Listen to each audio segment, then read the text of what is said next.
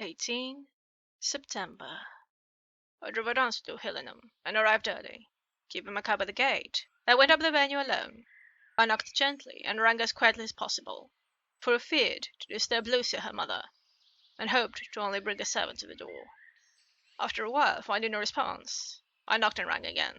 Still no answer. I cursed the laziness of the servants that they should lie abed at such an hour, for it was now 10 o'clock, and so I rang and knocked again, but more impatiently, but still without response. Hitherto I had blamed only the servants, but now a terrible fear began to assail me.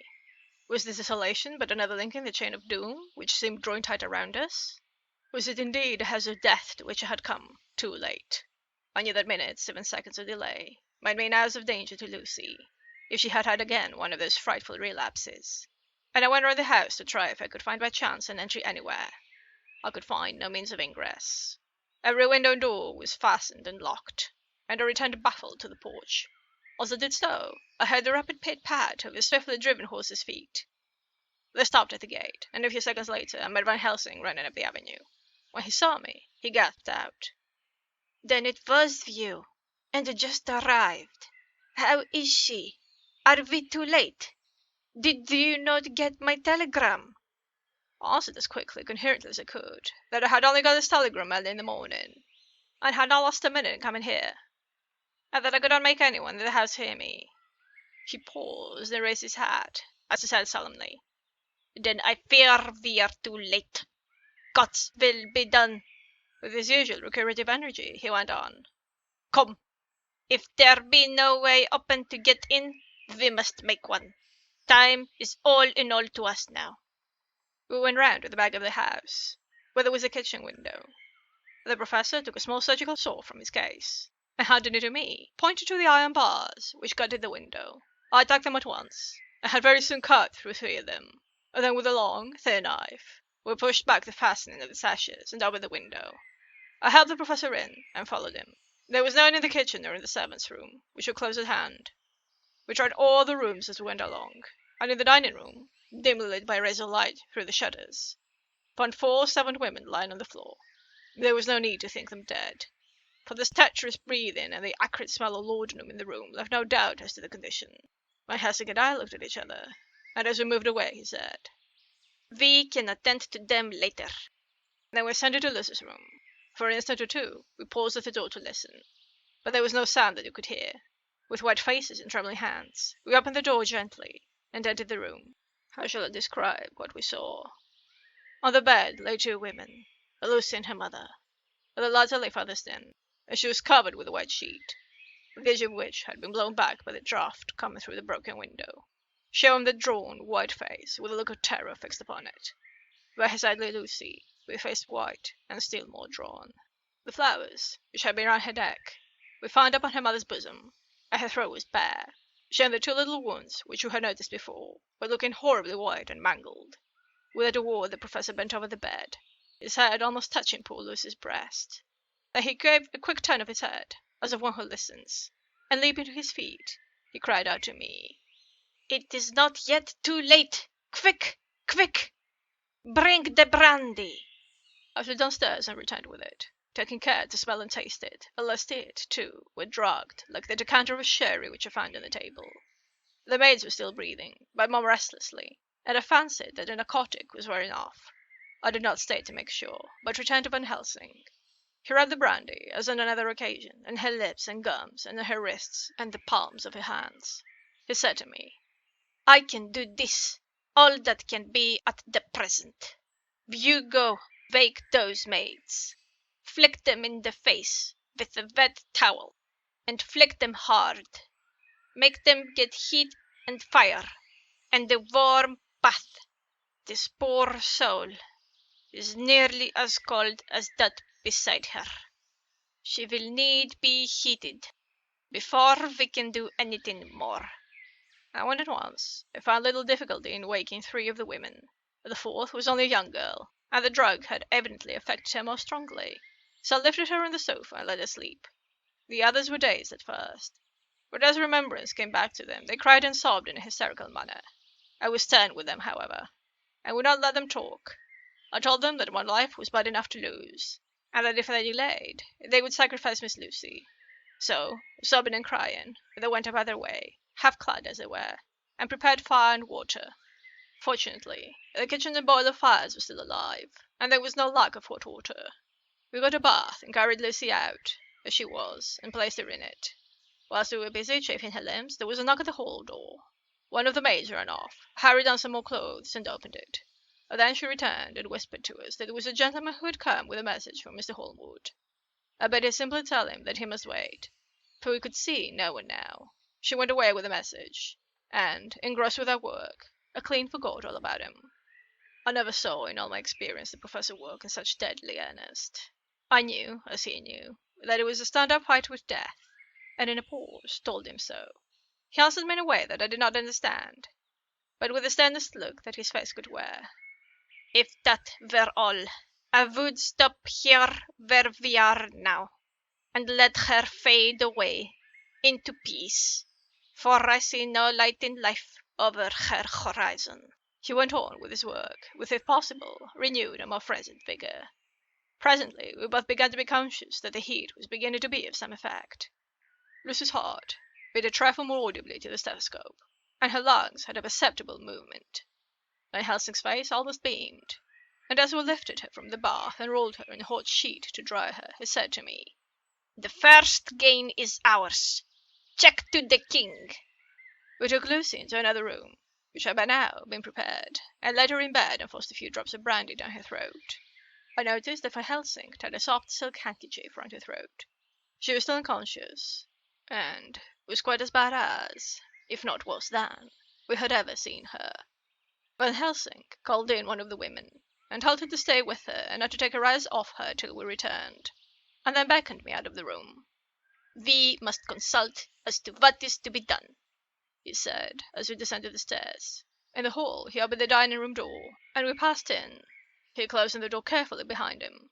The shutters had been opened, but the blinds were already down, without obedience to the etiquette of death which the British woman of the lower classes always rigidly observes. The room was, therefore, dimly dark. It was, however, light enough for our purposes. Van Helsing's sternness was somewhat relieved by a look of perplexity. He was evidently torturing his mind about something. So I waited for an instant, and he spoke. "What are we to do now? Where are we to turn for help? We must have another transfusion of blood, and that soon, or that poor girl's life won't be worth an hour's purchase. You are exhausted already. I am exhausted too. I fear to trust those women, even if they would have courage to submit. What are we to do for someone who will open his veins for her?" "What's the matter with me, anyhow?" The voice came from the sofa across the room, and its tones brought relief and joy to my heart, for they were those of Quincy Morris. Van Helsing started angrily at the first sound, but his face softened, and a glad look came into his eyes as I cried out, "Quincy Morris!" and rushed towards him with outstretched hands. "What brought you here?" I cried, as our hands met. "I guess art is the cause." He handed me a telegram. "Have not heard from Seward for 3 days, and am terribly anxious. Cannot leave. Father still in same condition. Send me word how Lucy is. Do not delay. Holmwood." "I think I came just in the nick of time. You know you have only to tell me what to do." My Helsing strode forward and took his hand, looking him straight in the eyes as he said, "A brave man's blood is the best thing on this earth when a woman is in trouble. You're a man, and no mistake. Well, the devil may work against us for all he's worth, but God sends us men when we want them." Once again we went through that ghastly operation. I have not the heart to go through with the details. Lucy had got a terrible shock, and we told her more than before, for though plenty of blood went into her veins, her body did not respond to the treatment as well as on the other occasions. The struggle back into life was something frightful to see and hear. However, the action of both heart and lungs improved, and Van Helsing made a subcutaneous injection of morphia, as before, and with good effect. Her faint became a profound slumber, The professor watched whilst I went downstairs with Quincy Morris, and sent one of the maids to pay off one of the cabmen who were waiting. I left Quincy lying down after having a glass of wine, and told the cook to get ready good breakfast. Then a thought struck me, and I went back to the room where Lucy now was. When I came softly in, I found Van Helsing with a sheet or two of notepapers in his hand. He had evidently read it, and was thinking it over as he sat with his hand to his brow. There was a look of grim satisfaction in his face, as of one who has had a doubt solved. He handed me the paper, saying only, "It dropped from Lucy's breast when we carried her to the bath." When I had read it, I stood looking at the professor, and after a pause asked him, "In God's name, what does it all mean? Was she, or is she, mad? And what sort of horrible danger is it?" I was so bewildered that I did not know what to say more. Van Helsing put out his hand and took the paper, saying, "Do not trouble about it now. Forget it for the present. You shall know and understand it all in good time, but it will be later. And now, what is it that you came to me to say?" This brought me back to fact, and I was all myself again. "I came to speak about the certificate of death. If we do not act properly and wisely, there may be an inquest, and that paper would have to be produced. I'm in hopes that we need have no inquest, for if we had, it would surely kill poor Lucy, if nothing else did. I know, and you know, and the other doctor who attended her knows, that Mrs. Westenra had disease of the heart, and we can certify that she died of it. Let us fill up the certificate at once, and I shall take it myself to the registrar, and go on to the undertaker." "Good. Oh, my friend John, well thought of. Truly Miss Lucy, if she be sad in the foes that beset her, is at least happy in the friends that love her. 1, 2, 3, all up in their veins for her, besides one old man. Ah, yes, I know, friend John.